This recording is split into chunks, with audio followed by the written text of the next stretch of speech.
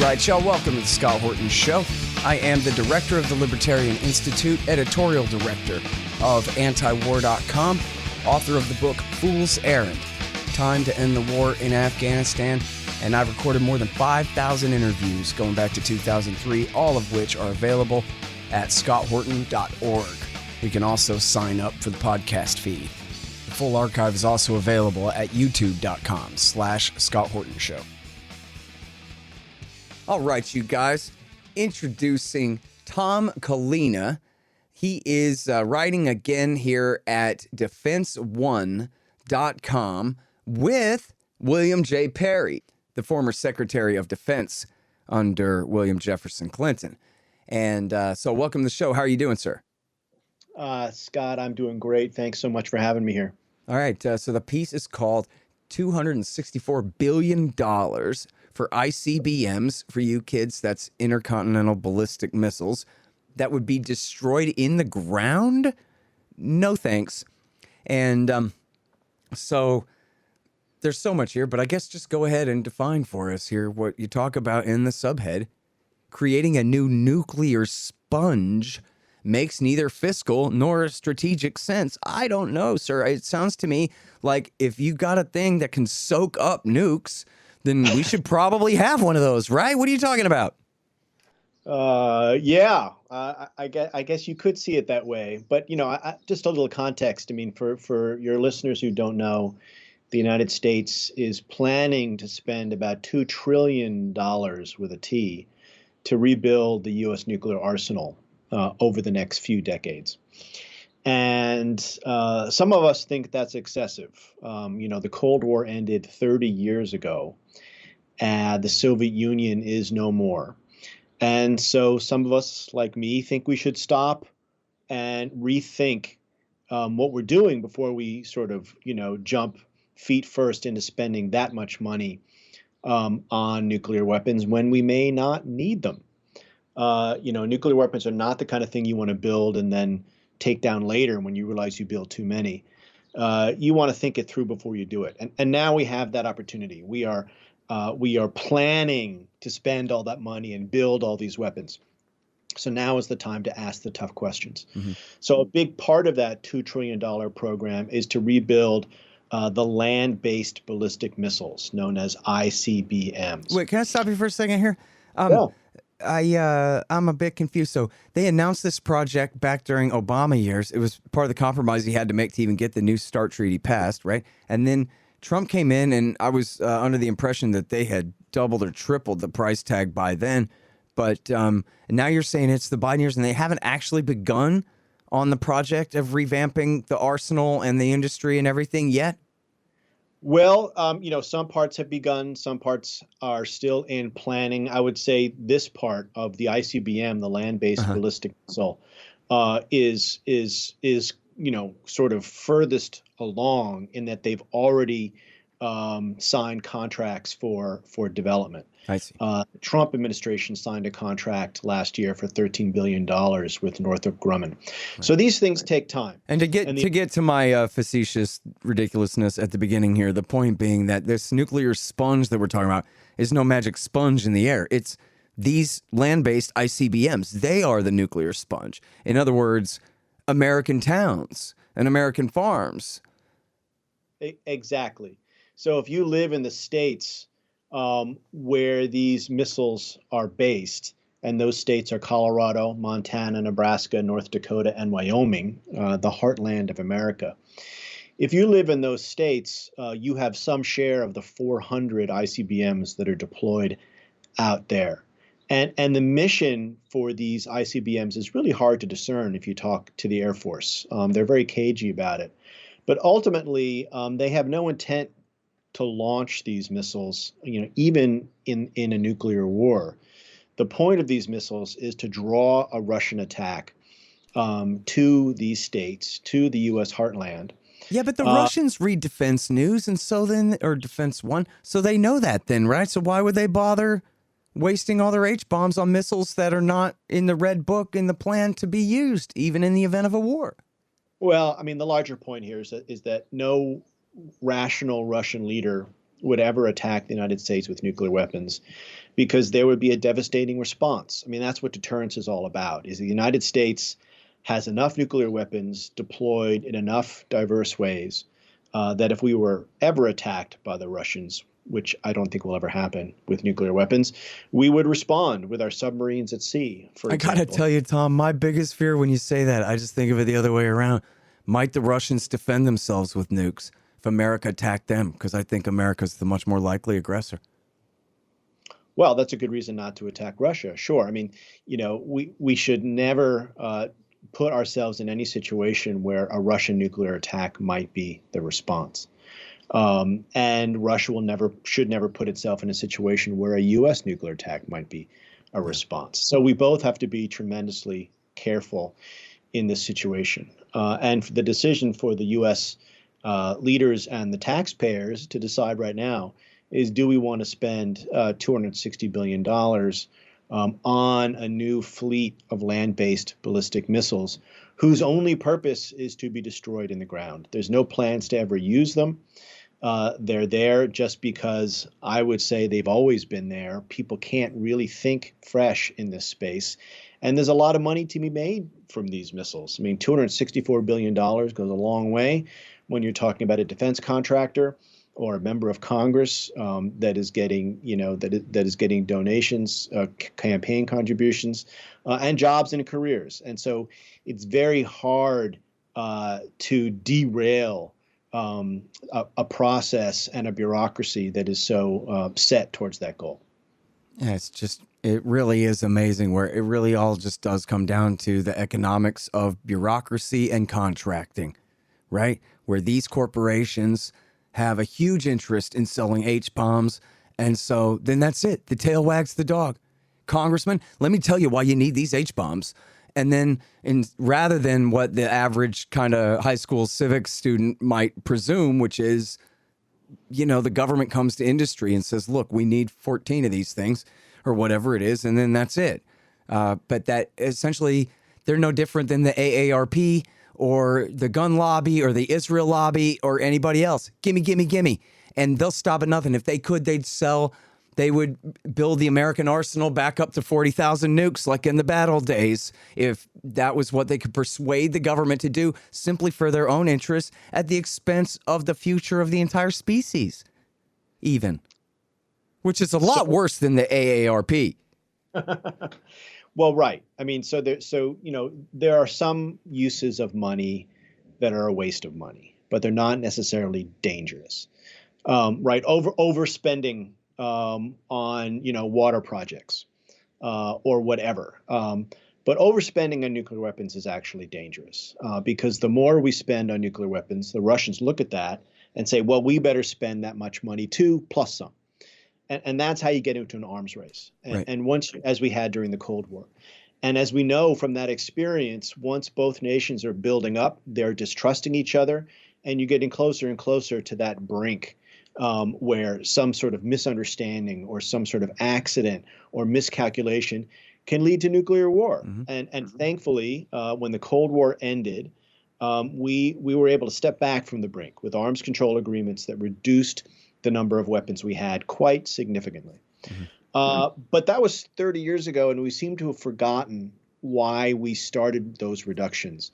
And now we're in a situation where rather than thinking through this logically and saying how many weapons do we really need, we're rebuilding them all at such a huge price with money that we don't have and that we can't afford, given all the other things that are going on in the country right now. I mean, don't worry, Tom. We'll just borrow from China. Yeah, right. But I mean, it's like dealing with COVID and the economy and healthcare and climate, all these things. To think that we really should spend $2 trillion on rebuilding the nuclear arsenal, to me is just not logical thinking. And I'm glad you mentioned the part about the arms race here, because there is the Russian side of this. And I have the book. I really have meant to read this. I never have caught up on these interviews, but the Oliver Stone, Vladimir Putin interviews. I know that there's one clip where Stone says to Putin, essentially, I think they're talking about the anti-ballistic missile treaty that Bush scrapped and then started putting the radars and missile installations in Poland and the Czech Republic and all this in the name of protecting Poland from their arch enemy, Iran. Which everybody laughed at when Bush said it, but took seriously when Obama said it. But anyway, Stone says to Putin, come on, Vladimir Putin, you know how corrupt America is. This whole thing is just a boondoggle, man. It's just welfare for the anti-ballistic missile corporations, right? But this doesn't really have anything to do with starting a fight with you guys or anything like that. And Putin says, oh, yeah, no, I know, right? Like, I understand American economics, but then he goes, at the same time, Oliver Stone, what am I supposed to do? Man, you're kind of putting me in an awkward position where you're ringing my country with anti-missile missiles. I have to take that seriously, regardless of the perverse economic incentives in your country and political incentives in your country behind this. I have to respond in kind. And then it was, I think a year, maybe 2 years after that was when he gave his big speech and announced that we have brand new heavier missiles with more MIRVs and we got a new nuclear torpedo. And he claimed a nuclear powered cruise missile that essentially has unlimited range and so can outflank any missile defenses that the Americans might deploy against it, et cetera, and all of these things, and saying, essentially, this is the position that you put me in by withdrawing from all these treaties and coming at us in this way, when at the dawn of the 21st century did not have to be this way at all. As George W. Bush ripped up that ABM treaty, just as Oliver Stone says, so they could just pay off political contributors to the Republican Party back then. It's actually, the United States has done a huge favor to Putin by over-arming ourselves, because Putin's a tough guy in Russia, right? He needs to motivate his rule by fear. And so he can point to the United States and say, this is, the United States coming to get you. They're a threat to Russia. I can protect you. I, Vladimir Putin, as a tough guy who's going to spend a lot of money in the military, I will protect you. And so we, the United States, is contributing to Putin's power base by posing as a threat and allowing him to portray us as a threat, rather than creating a different narrative where, yes, we shouldn't trust Russia. Putin is a dangerous character, but we shouldn't be giving him any excuses to feed his power base built on militarism and anti-democratic tendencies. Right. Even the academics at Georgetown University call it the rally around the flag effect, right? Well, which is, why governments allow themselves to be attacked at some time. In fact, I even read about how the Japanese had staged an event at a train station in order to justify attacking China at the beginning of World War II. It was because it's a good way to get people rallying around the leadership. Look, something bad happened to us. Same reason Roosevelt turned a blind eye a couple years later at Pearl Harbor. So go ahead and give us something to be upset about. So yeah, why would we play into that narrative for him? You don't have to comment on Pearl Harbor if you don't want to, but you can if you want to too.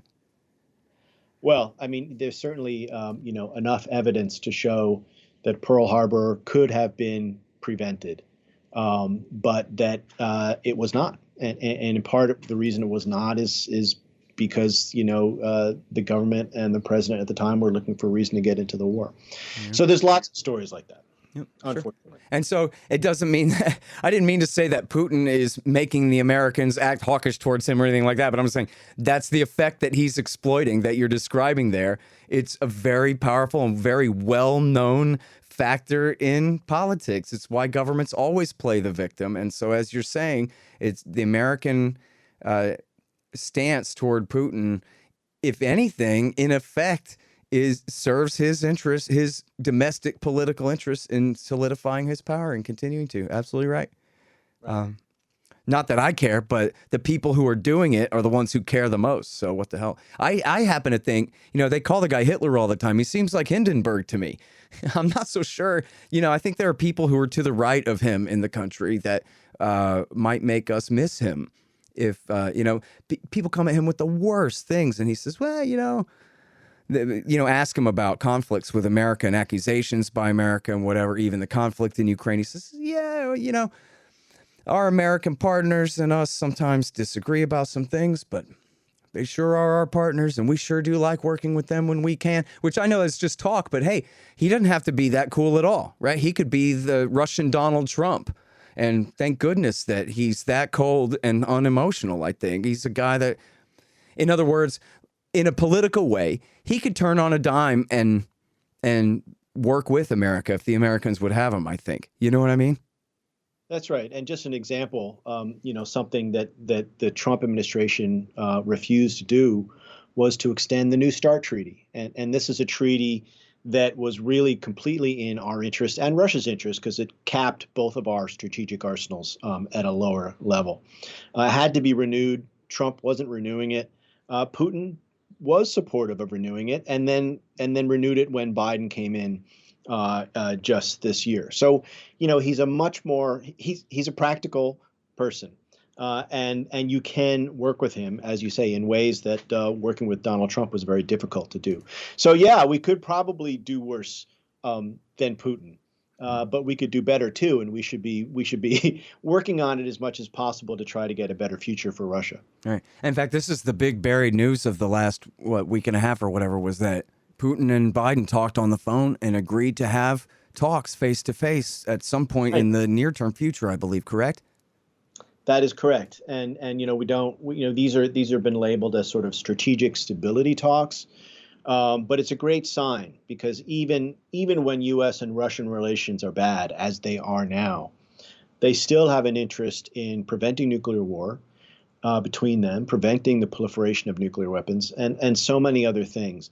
And it's often when relations are at their worst that you need to nurture these conversations, these bilateral discussions, so that we both understand each other. So I'm really happy that both Biden and Putin are open to having those discussions, even when in every other context they're not getting along at all. So it's a very welcome sign. Right. Hold on just 1 second. Be right back. So you're constantly buying things from Amazon.com. Well, that makes sense. They bring it right to your house. So what you do, though, is click through from the link in the right-hand margin at scotthorton.org, and I'll get a little bit of a kickback from Amazon's end of the sale. Won't cost you a thing. Nice little way to help support the show. Again, that's right there in the margin at scotthorton.org. Hey, you want to know what industry is recession-proof? Yes, you're right, of course. Pot. Scott Horton here to tell you about Green Mill Supercritical Extractors. The SFE Pro and Super Producing Parallel Pro can be calibrated to produce all different types and qualities of cannabis crude oils for all different purposes.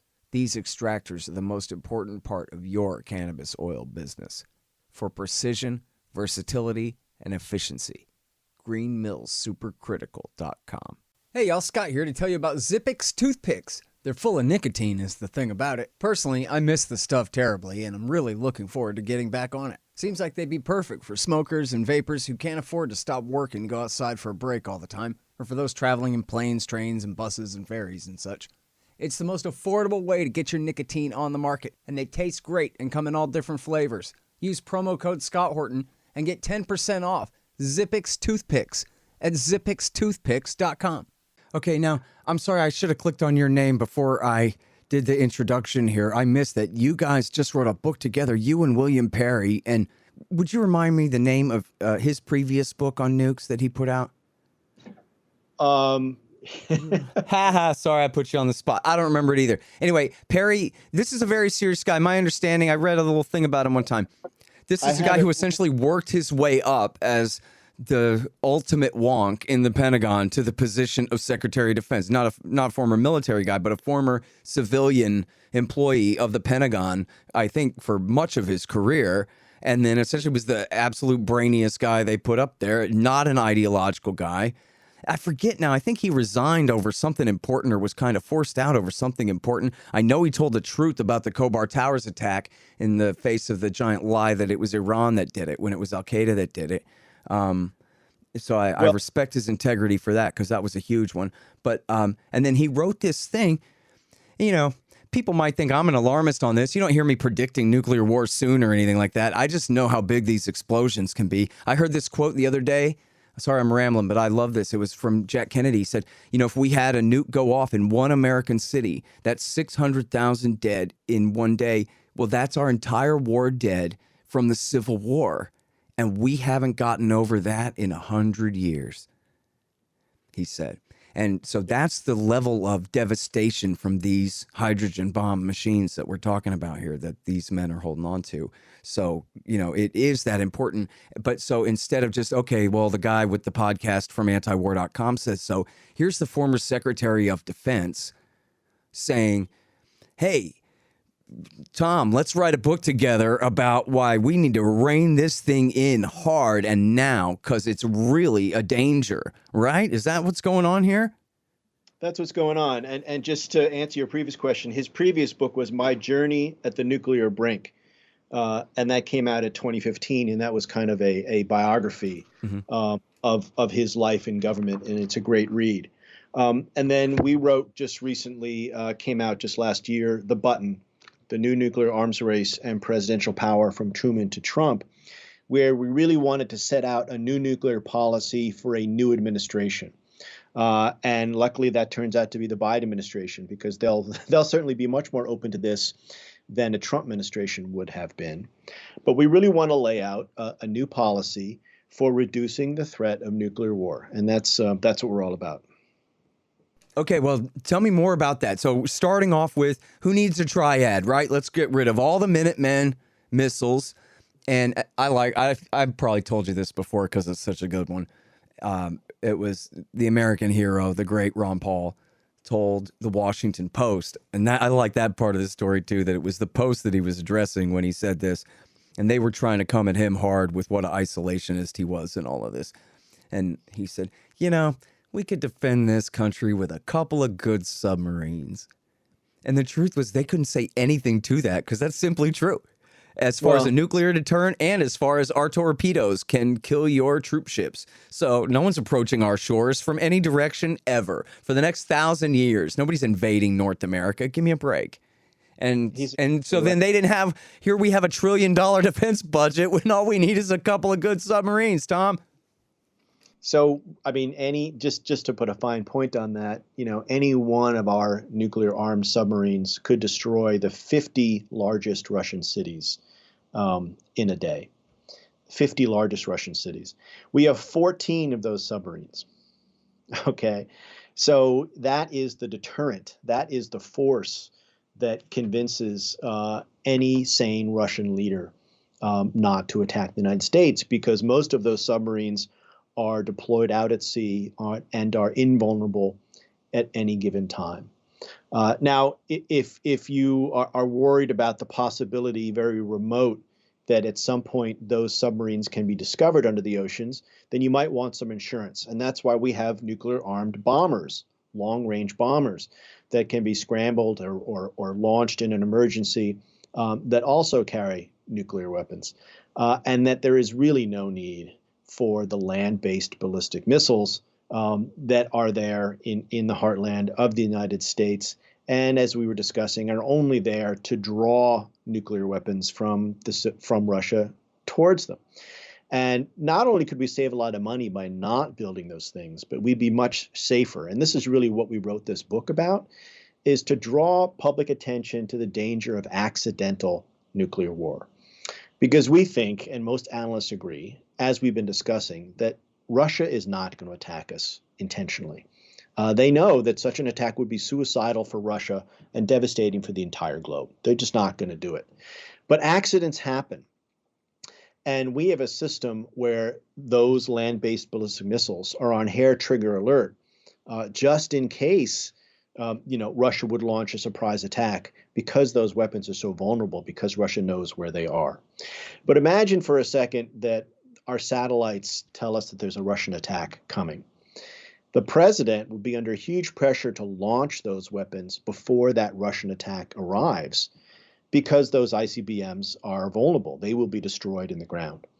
But if the president were to do that, were to launch those weapons on warning of attack, if that's a false alarm and we launch our ICBMs, it is us who just started nuclear war by mistake.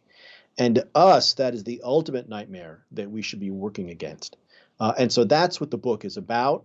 And that's why we'd be safer without the ICBMs because their vulnerability creates this false alarm danger, this danger that we could blunder into nuclear war and start nuclear war by mistake. This is so funny to me in a way that you just think that you must have the guy with the roundest egghead at the University of Chicago who came up with the most brilliant game theory, calculus equations for figuring all of this stuff out. And yet, boy, the way you explain it sure does sound stupid, that the plan is to never use these nukes. They're only there to draw nuclear fire. But if they do, then we'll use them so that we don't lose them, even though we weren't going to use them. And this is the kind of thing that it sounds to me like a junior high school kid could know better than. Certainly I do, and I'm probably not much smarter than one of those. But the brightest men at the University of Chicago gamed all this out on their supercomputer and said that this is the best nuclear policy for the United States of America, to protect the American civilian population from the Russian enemy. Is that right? That's pretty much it. I mean, people don't tend to plan on mistakes. They don't tend to plan on blunders. But, all of this is built around people who are human, who make mistakes, and it's going to happen. And so you got to plan for it. Completely bananas. It's, this is the problem, right? It's, when you're living through a satire, sometimes it's hard to really zoom out and see it. That's the anecdote from Daniel Ellsberg's book, Confessions of a Nuclear War Planner. Him and his buddy from Rand went and saw Dr. Strangelove. And when they walked out of the theater into the bright sun, they said, man, that's not a satire. That's a documentary. That's exactly how it is. And including the thinking behind all of these policies. And it's just crazy to think that humans allow other humans to own these machines and hold us all hostage in this way like this. There's got to be a better way, Well, there is a better way. And it's just the system is designed to prevent those better ideas from getting in. I'll just give you an example. The Senate Armed Services Committee held a hearing just this week. And who did they invite to testify? All of the people that were involved in designing the current system. All the people from the inside, sort of the nuclear policy elite who don't want to change anything or don't want to even entertain new ideas. And so it's just so hard to get new ideas into the system, any kind of fresh thinking. It's next to impossible. Why? Because of all of the moneyed interests that are at stake, right? People just want to keep the contracts moving, keep the weapons going. Everyone's happy. But there's very few people like me that are arguing to rethink this stuff because there's no constituency for it, right? It's a small community in Washington that are making these arguments to Congress, but we're completely outnumbered and outgunned by the defense contractors, by the military brass, by all of these people that have way more money, way more staff time, and way more influence than we do. So, But you have these huge names too. I mean, what does that say when you had George Shultz just die, but you had Shultz, you have Henry Kissinger, and help me out. I know there's a few more names that have signed on to this global zero thing where these are considered, you would think, the wisest gray beards at the Council on Foreign Relations. They don't even get their say. Well, William Perry, they don't even listen to him, where he goes, listen, I'm the smartest guy in this town. And then everybody else is quiet because they know that that's correct. And then he says, it doesn't have to be this way. Listen. And they say no.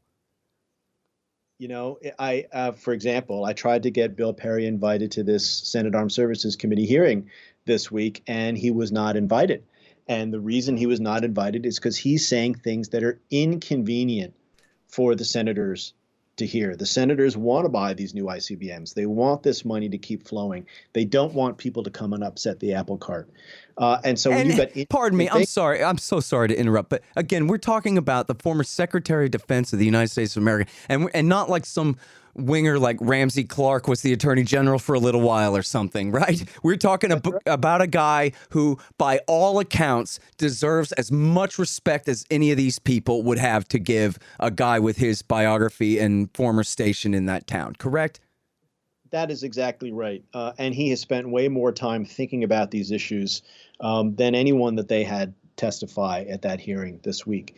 So not only did they not invite him to testify, But then they had the gall to have one of the testifiers basically critique our book, The Button, without us there to defend it.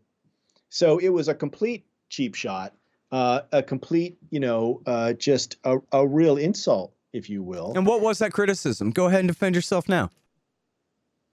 Well, I mean, they basically just tried to say that the book was unrealistic, and that the findings were not sound.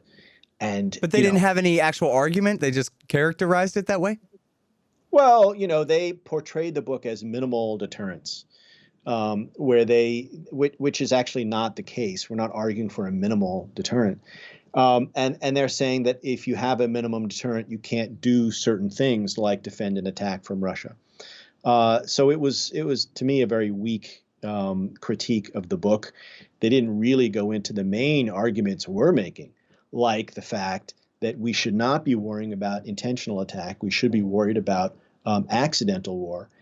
And if you are worried about accidental war, you need to take certain steps, like, for example, not giving the president sole authority to launch nuclear weapons.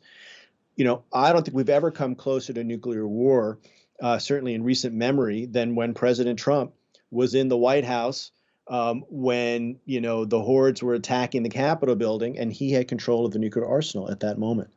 That, to me, was a terribly scary moment where who is he going to nuke? France? No, but I mean, he was not in his right mind at that moment. And we gave him the authority to, if he wanted to, destroy the world. So we need to take that kind of thing seriously, and take our chain of command seriously, and take the issues of accidental nuclear war more seriously than we take intentional war, because it's much more likely. Yeah. Well, in fact, I mean, on that sole authority thing, I understand what you're saying, but I'm not sure that's, the best argument there. I mean, in fact, contrary to that, Jan Ellsberg says that 10,000 people got the authority to launch nukes in this country. You got lieutenant colonels that could launch a nuke right now if they wanted to, and nobody could stop them. Spread all over the planet. And he wasn't, and he admitted he wasn't up to date on every last thing, but he knew enough. I mean, he helped design the whole system for American nuclear war. And he was saying the myth that you need the president and the football and the codes to make this happen is simply just a construct from TV. Yeah, I have great respect for Dan Ellsberg. I disagree with him on that point, because I think today there are quite a number of safeguards, but there's no safeguard against a deranged president calling up the Pentagon and saying it's time to go to nuclear war. Well, in some of these silos, didn't they have it where the password was all zeros and had been for 20 years and stuff like this? Yes, but still, you can't initiate that order unless the president gives the okay. And so it all. Well, they're not supposed to, right? But I mean, you could have two guys turn two keys and hit 4 zeros and launch the thing, and nobody could stop them if they went strange love crazy and decided that today was the day, right? Or like if there was a miscommunication out in the Pacific somewhere and people couldn't be reached, but assume the worst and have the authority to deploy weapons, that kind of thing. No? Yeah, I mean, I think the submarines are the better example, because the submarines can launch their weapons essentially by themselves, which, in some ways is a good thing, because you want the Russians to know that even if they attack the United States and they take out the leadership, that isn't going to stop the submarines from retaliating if they want to. Because this is the argument people make for having ICBMs on high alert, for example, is that you've got to launch them before the attack arrives, because if you don't, you could take out the president and our ability to retaliate. Well, that's not true, because you can't get at the submarines. Mm-hmm. And the submarines have the ability to launch their nuclear weapons, even if the entire continental United States has been wiped out and there are no more decision makers left. Yeah. And that, to me, is the ultimate deterrence failsafe, why Russia is not going to attack us, because they cannot, in their own minds, in any way come up with a scenario where the subs would not be able to retaliate. Yeah. And on the Trump thing, please don't get me wrong, because I'm not a Trump guy. I've never been a Trump guy. In fact, I've always hated him my whole life, ever since the 1980s. But I don't think there was ever any reporting that said that he was considering nuking anyone or any kind of thing like that. He's clearly a son of a bitch, but I'm not so sure that's the most productive talking point, because you're provoking a lot of people by saying it that way, who, for whatever stupid reason, love the guy, when the point still remains that, okay, senile old Joe Biden confuses the nuclear football for his breakfast. I don't know. Who, you know what I mean? Doesn't matter. The point is not on character, but just the authority and, again, the devastation of these machines. Just one of them can kill a whole city, right? That's the thing. Sure. And I, my broader argument is that no president should have sole authority, because all presidents are human, some more human than others. All presidents are Fair enough. they all make mistakes. The one that I found the most terrifying was President Trump, but there have been other presidents like President Nixon, who we knew was drinking in the White House during Watergate, and he also had sole authority. So and to had me, serious discussions with Kissinger about maybe we should just go ahead and use atom bombs. Yeah, he's on tape saying that. So, and we've had presidents that were on heavy medication, like Kennedy. We've had presidents that had, declining mental abilities while in office, like Reagan.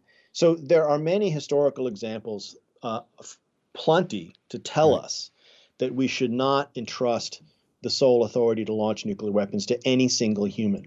Right. Hey, by the way, I got an anecdote for you that I'm sure much of this or maybe all of it, but it's certainly an important facet of the story of Abel Archer and the exercises in the 80s.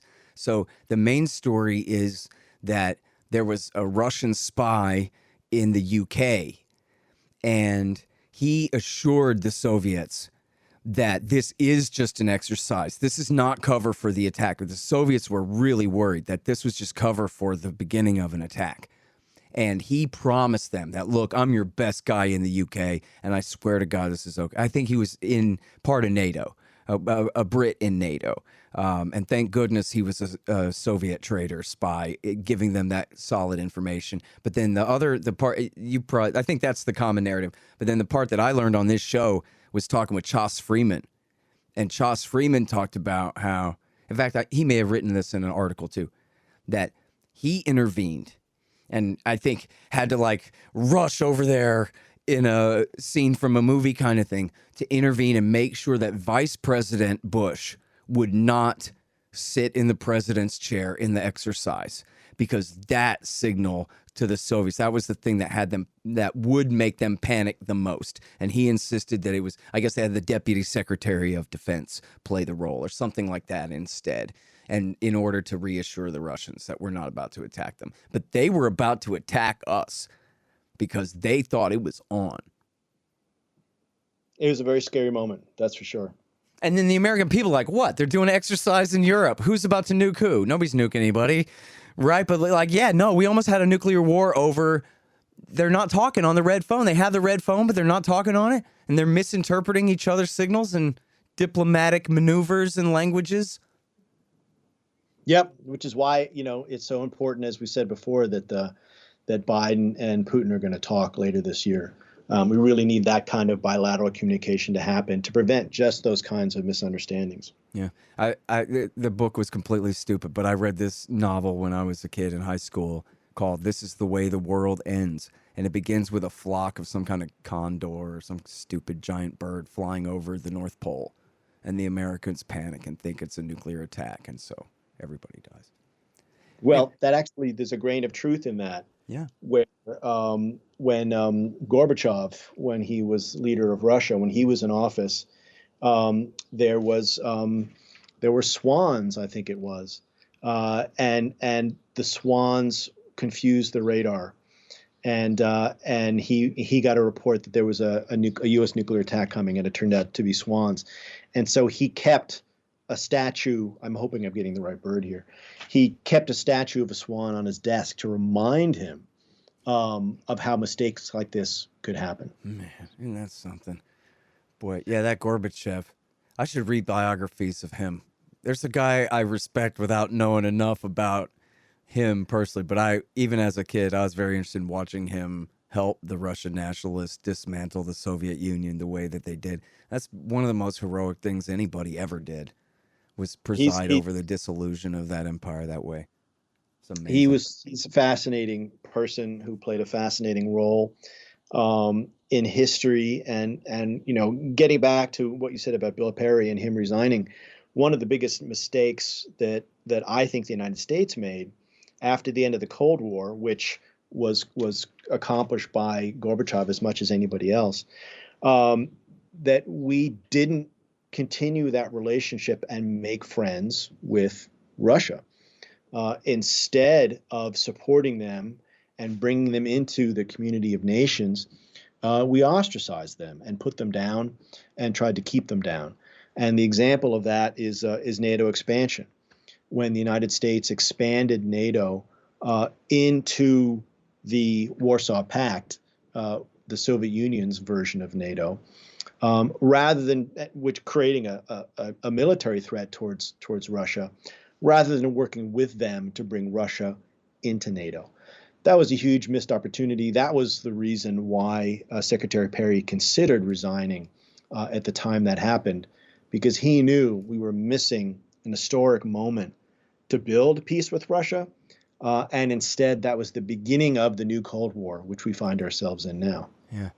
You know what? I'm so glad that you got back to that, because I think I had known that and I had just forgotten what was the controversy. I knew it was something big, and then it was the most important thing of all. And and just doing a little bit of research, there's the great, everyone should read this if you haven't read it yet. It's And Now a Word from X by Thomas Friedman in the New York Times, 1998, where he talks with George Kennan about why not to do this.